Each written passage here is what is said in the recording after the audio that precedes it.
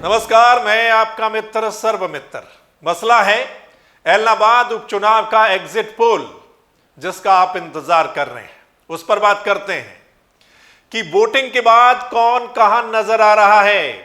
क्या लग रहा है वोटिंग के बाद, जो आज वोटिंग हुई है एलनाबाद में? आपको पता है 80% के करीब ये वोटिंग हुई है। हालांकि फाइनल आंकड़ा अभी आना बाकी है, लेकिन लग रहा है कि 80% के आसपास ये वोटिंग हुई है। इसका मतलब पिछली बार जितनी वोटिंग हुई थी उससे थोड़ा कम नजर आ रही है इस बार इस चुनाव में। उसको देखते हुए दूसरा, आपको पता है कि हमारा ओपिनियन पोल 26 तारीख को आया था, आपको पता है, और उसमें हमने बताया था कि हर रोज समीकरण बदलते हैं किसी भी चुनाव में। और 27 तारीख आखिरी दिन था प्रचार का, और उस दिन बड़े नेता वहां पर पहुंचे। आपको पता है हरियाणा के मुख्यमंत्री भी वहां पर पहुंचे, उनके कई कार्यक्रम थे, शहर में, गांवों में थे। इसके अलावा बड़े किसान नेता यानी राकेश टिकैत भी वहां पर पहुंचे थे। उनके भी 2 बड़े प्रोग्राम थे, चोपटा में और एलनाबाद में, और एक रोड शो भी उन्होंने निकाला था। तो मतलब थोड़ा बहुत समीकरण ऊपर नीचे हो सकते हैं, जो हमारा ओपिनियन पोल था, ठीक है। तो उसके हिसाब से कौन कहां खड़ा है। इसके अलावा एक और बड़ी बात वो ये कि पैसे का खेल भी चला है, जिसकी हम चर्चा कर रहे थे रिपोर्टिंग के दौरान कि इस चुनाव में पैसा पैसा पैसा, ये बहुत सुनने को मिल रहा था। पैसा चलेगा, ये हो जाएगा, चुनाव बदल जाएगा, आखिर में ये हो जाएगा। तो पैसा भी चला है।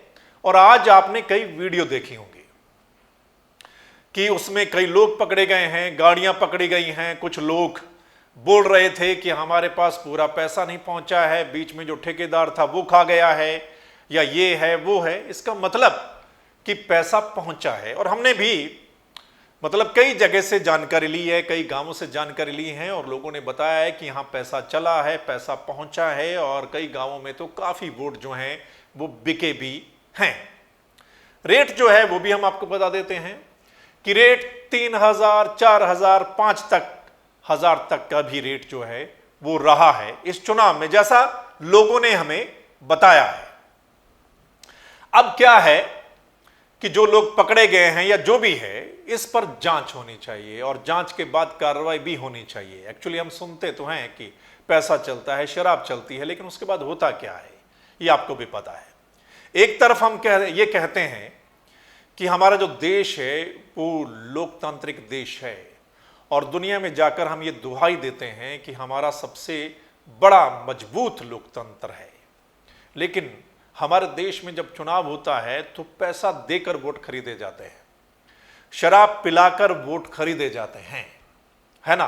तो बदला जाता है, चुनावी माहौल को बदला जाता है, चुनाव नतीजों को बदलने की पूरी कोशिश होती है पैसे से और शराब से।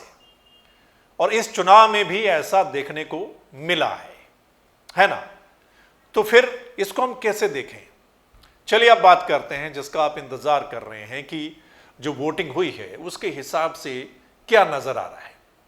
तो ये एक अंदाजा होता है एक एग्जिट पोल की। हम जितने लोगों से संपर्क करते हैं, जितने लोगों से पूछते हैं, उसके हिसाब से हम बताते हैं कि वोटिंग होने के बाद कौन कहां खड़ा है, कौन कितने पानी में है, कौन सी पार्टी। 3 मुख्य तौर पर उम्मीदवार थे, आपको पता है।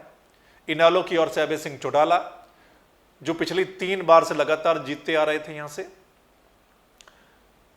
बीजेपी जेजेपी की ओर से उनके साझे उम्मीदवार गोविंद कांडा, और तीसरे कांग्रेस की ओर से पवन बेनीवाल।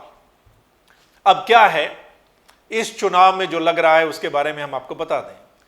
पिछली बार जो 1,51,000 समथिंग वोटों की पोलिंग हुई थी, तो उसमें से मतलब अभय सिंह चौटाला करीब 12,000 वोटों से वो जीते थे।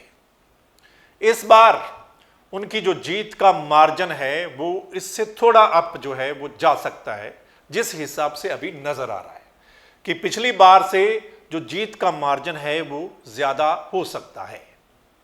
बीजेपी और कांग्रेस के बीच में हमने कहा था कि कौन दूसरे नंबर पर आएगा। रेस थी कि बीजेपी जेजेपी दूसरे नंबर पर आएगी या कांग्रेस दूसरे नंबर पर आएगी।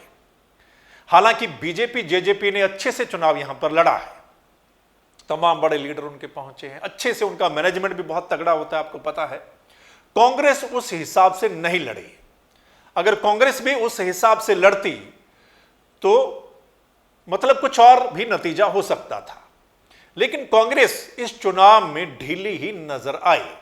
तो जैसा हमने कहा था कि एक कंपटीशन है बीजेपी जेजेपी के कैंडिडेट और कांग्रेस के कैंडिडेट के बीच में कि कौन दूसरे नंबर पर आएगा, कौन तीसरे पर चला जाएगा।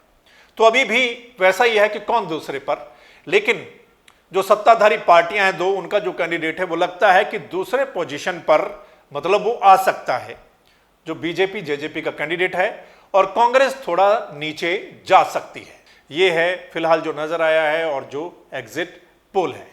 अब आपने इस पर अपनी राय दे देनी है कि आपको क्या लगता है, आप क्या सोच रहे हैं, आपका आकलन क्या है। आपने कमेंट करके जो है वो जरूर जो है हमें बताना है, और इस वीडियो को शेयर कर दीजिएगा ताकि तमाम लोग जो हैं वो अपनी राय जो है वो दे सकें। और अगर आप चाहते हैं कि किसी भी बड़े मसले पर जो सही रिपोर्ट है, ग्राउंड रिपोर्ट है, बड़ी रिपोर्ट है, बड़ा मसला है, वो आप लोगों तक पहुंचे, तो फिर आपने इस चैनल यानी द मसला को लाइक सब्सक्राइब फॉलो जरूर कर लेना है, ताकि जो हमारा अगला मसला, अगली वीडियो होगी वो आप सब लोगों तक उसी समय पहुंच जाए। धन्यवाद, नमस्कार, आदाब, सत श्री अकाल, राम राम।